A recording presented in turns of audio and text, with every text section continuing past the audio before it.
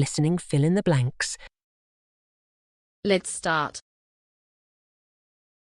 There is a broadly similar belief in the existence of innate talent, but also an egalitarian sentiment, which makes people queasy about the idea of investing resources in grooming intelligence. Teachers are often opposed to separate provision for the best-performing children, saying any extra help should go to stragglers. In 2002, in a bid to help the able while leaving intact the ban on most selection by ability in state schools, the government set up the National Academy for Gifted and Talented Youth. This outfit runs summer schools and master classes for children nominated by their schools.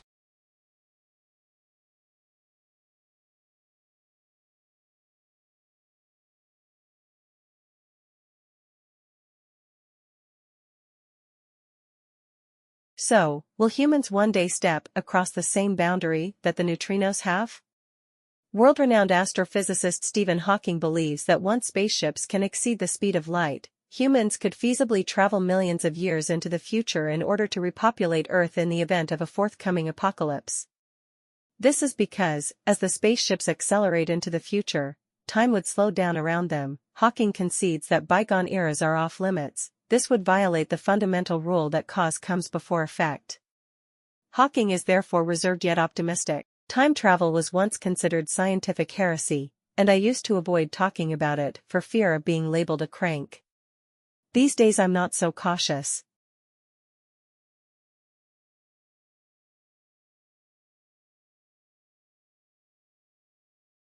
Mr. Whittingdale, who was interviewed by ITV News' Alastair Stewart at the festival, said he wanted an open debate about whether the corporation should do everything it has done in the past. He said he had a slight sense that people who rushed to defend the BBC were trying to have an argument that's never been started. Whatever my view is, I don't determine what programs the BBC should show, he added. That's the job of the BBC. Mr. Whittingdale said any speculation that the Conservative Party had always wanted to change the BBC due to issues such as its editorial line was absolute nonsense.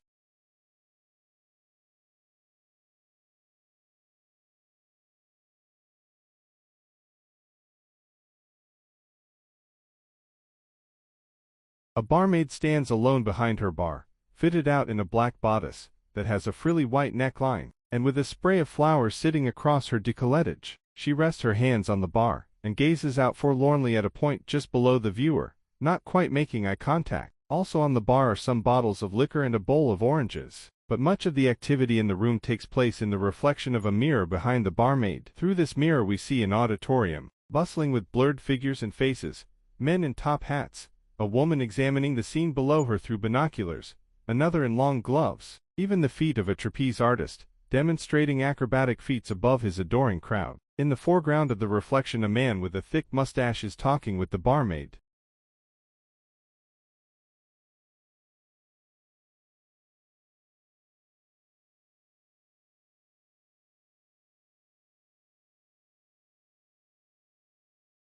It's true that the causes of music brain oddities remain poorly understood. However, Sachs could have done more to draw out some of the implications of the careful observations that he and other neurologists have made and of the treatments that have been successful.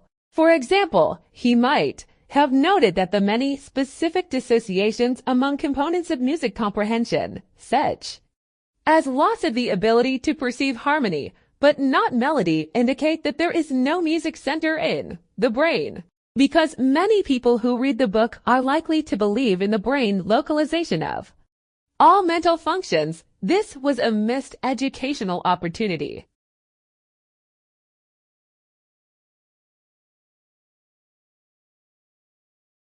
Finally, in many of the cases described here, the patient with music brain symptoms is reported to have normal EEG results. Although Sachs recognizes the existence of new technologies, among them far more sensitive ways to analyze brain waves than the standard neurological EEG test, he does not call for their use. In fact, although he exhibits the greatest compassion for patients, he conveys no sense of urgency about the pursuit of new avenues in the diagnosis and treatment of music brain disorders. This absence echoes the book's preface, in which Sachs expresses fear that the simple art of observation may be lost if we rely too much on new technologies. He does call for both approaches, though, and we can only hope that the neurological community will respond.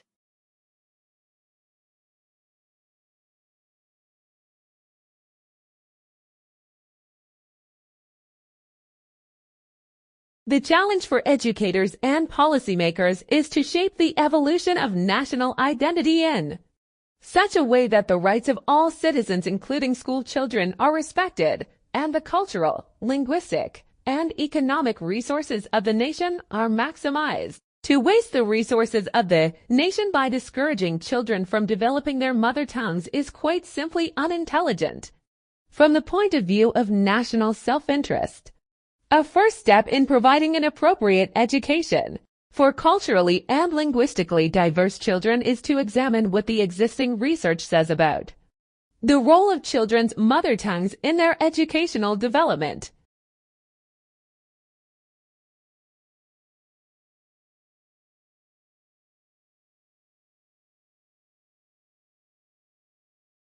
It is easy to understand how this happens. When children are learning through a minority language, they are learning concepts and intellectual skills too. Pupils who know how to tell the time in their mother tongue understand the concept of telling time. In order to tell timey in the majority language, they do not need to relearn the concept. Similarly, at more advanced stages, the RES transfer across languages and other skills such as knowing how to distinguish the main idea from the supporting details of a written passage or story, and distinguishing fact from opinion. Studies of secondary school pupils are providing interesting findings in this area, and it would be worthy extending this research.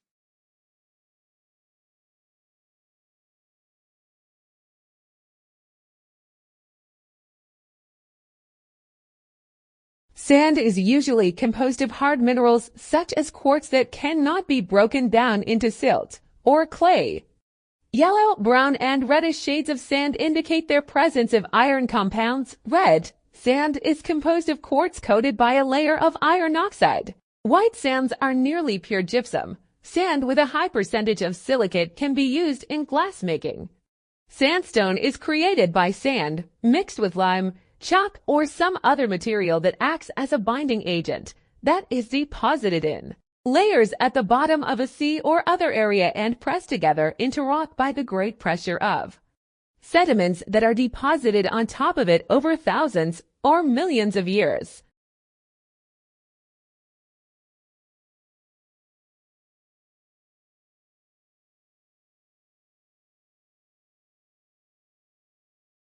In a similar vein to Diego Velázquez, much earlier work Las Meninas, Manet uses the mirror to toy with our ideas about which details are true to life and which are not. In the foreground, for example, the barmaid is positioned upright, her face betraying an expression of lonely detachment. Yet in the mirrored reflection she appears to be leaning forward and to the side, apparently engaging in conversation with her mustachioed customer. As a result of this, the customer's stance is also altered. In the mirror, he should be blocked from view as a result of where the barmaid is standing, yet Manet has repositioned him to the side. The overall impact on the viewer is one of a dreamlike disjuncture between reality and illusion.